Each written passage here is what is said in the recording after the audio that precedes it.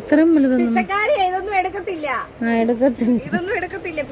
ആ ഏതാ എടുക്കുന്നത്? ഞാൻ 50-ന്റെ. ഇതിന് ഇത്ര? ഇത് 50. 50-ന്റെ 70-ന്റെ.